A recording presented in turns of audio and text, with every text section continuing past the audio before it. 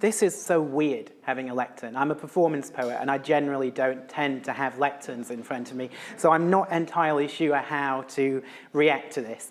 I am going to do two poems that are based on this, that relate to this theme of what it's like to be the T in LGBT.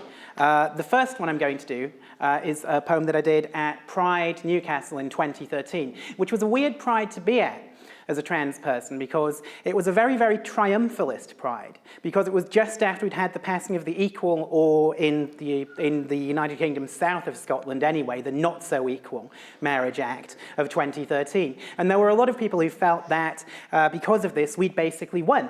And it was kind of difficult to deal with that, so I did this. It's called Epiphrolamion, which is a terrible pun based on a Latin verse form. It's very, very loosely based on a poem by Sappho, and it goes like this. Lift your rainbow flags, a marriage bill, exult in your Armani rags. At last, we're equal to the straights who stalk John Lewis, putting china, glass, and bathrobes on their wedding list. Equal to the stags and hens who travel to get pissed and puke on Richard Granger's sandstone. Raise the rainbow flags, flash your best wedding album smile, and don't bother to decry the spousal veto. Don't lose sleep over the fact that we're not all really equal. Think big, think bishop, book your neighborhood cathedral. Don't think about those whiny, icky, weird transgender people. Don't think about those others that the bill will leave behind, whose relationships aren't couples since they refuse to be defined by binary trouble and strife as either a husband or wife. Who cares that we've ignored the polyamorous because the Tories find the thought of them calamitous? What used to be considered mere diversity is swiftly retconned into sheer perversity when the Kyriarchs decide they like your limited idea of queer enough to put a ring on it. So raise your rainbow flags up high, and raise them high again, and let us now praise famous white, rich, cisgender gay men who at last can ask a higher price from hacks and paps when selling rights to their hello hallowed nuptial snaps. And who cares if a bunch of traps are back under the bus again? Who cares if an embittered spouse can legally maintain that we're still men? Who cares if someone rapes us and we wind up in prison because the law insists we tricked them into thinking we were women? Excuse me if I don't think that we're winning just because you can choose not to invite me to your wedding. Excuse me for insisting queer means more than cis and gay. Excuse me if my smear beneath the wheels of your pink Hummer is ruining your very special day. And thank you, thanks. Thank you. Thank you, thanks. Yeah, thank you, thanks. Thank you, thanks. Yeah, that was an interesting one to do, Pride 2013. Actually, it's kind of weird. Most people did actually agree with it, because I don't know if it was maybe, you know, it was Newcastle Pride and people were generally angry that equal marriage had been passed by a Tory anyway, so we, you know, yeah. So the question, of course, is what is more important than marriage? You know, what issues are more important than marriage? And we're here for the Transgender Day of Remembrance, which is a day every year in November when we remember all the people who've died in the previous year because of violence inspired by their gender identity. And one of the really awful double binds about being trans, and there are a huge amount of double binds involved in being trans, but one of the worst ones is that we do, particularly trans women of colour, face a lot of violence. And too often when trans people decide to defend themselves, it's the trans people who wind up in prison. Like Jane Doe, who's in a correctional facility in Connecticut right now without charge, for defending herself from abuse in a children's home, and like the person that this poem is about, C.C. MacDonald. This is a poem called Letter to a Minnesota Prison. I wrote it on a commission for Apples and Snakes and the Paul Hamlin Foundation, and it goes like this. I am going to use the lectern for this one, actually, yeah. Your check bounced, C.C. That was held against you. They said it showed the content of your character. They never said a word about the swastika tattooed on the body of the man they say you murdered. Or the fact he yelled, "Go back to Africa," though you were as American as he was. They talked about your check, and not the one King tried to cash in Washington, the one dated 7/4/76 that said all men are created equal.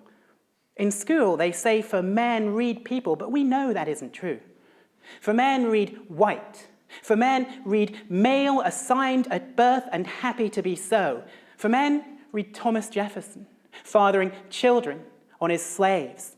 For men read Hoover, closeted, obsessed with sin and plague. For men read Ronald Reagan.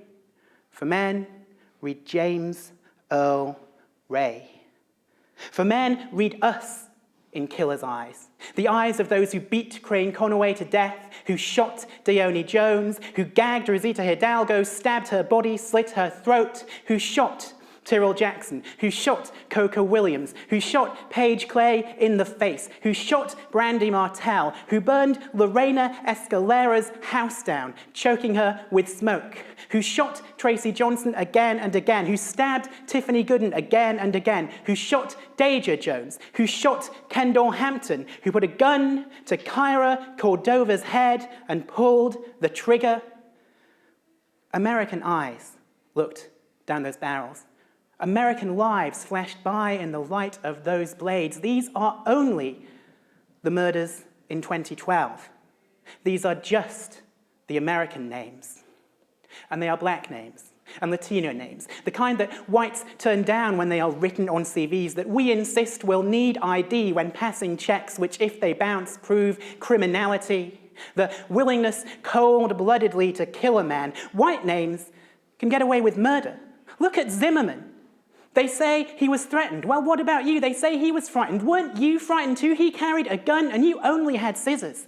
But they read him as white, and he wasn't transitioning and so occupied a much safer position in the hierarchy they say isn't there. White, straight, and cis beats black, trans, and queer.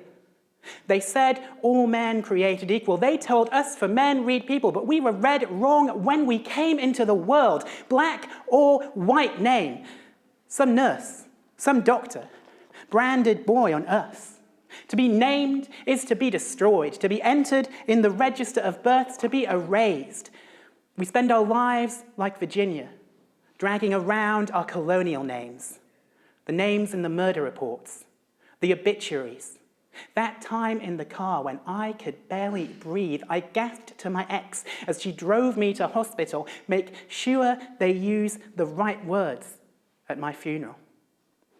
Did you think that, Cece, when you were attacked, when the truth of who we are conflicts with their facts, their records, their burden of proof falls on us, and we can't testify when we're dead? It's a double bind. Die and your corpse gets misgendered, fight back and be sentenced for having defended your life. We aren't the ones stand your ground laws intend to protect. They expect us to dutifully be to retreat from abuse. Blessed, they say, are the meek. But how many times, Cece, did you turn the other cheek? How many times can we just walk away, avoid causing trouble, keep playing it safe, till we finally decide that we just cannot take it? You didn't attack. You talked back, remonstrated. And in taking that act, Cece, you demonstrated what they hate most of all: calm and reasoned defiance, satyagraha, soul force.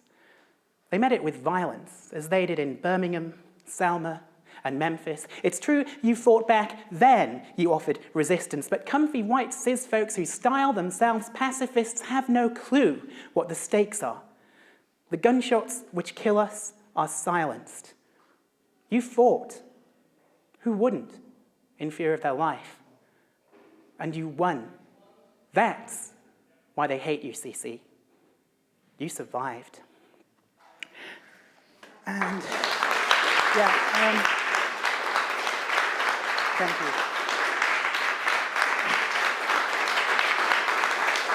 Thank you. Ultimately, the goal of the Transgender Day of Remembrance list is that it should get shorter. every year, and at present it doesn't. And there are all kinds of reasons for that, based on the fact that we have better reporting in a lot of countries now. But the ultimate goal is to make sure that more trans women and men and people of non-binary genders, no genders or any gender do survive, and more of us survive than not. So please, buy drinks at the bar, contribute to the Transgender Day of Remembrance Fund, and thank you for your time. Thank you.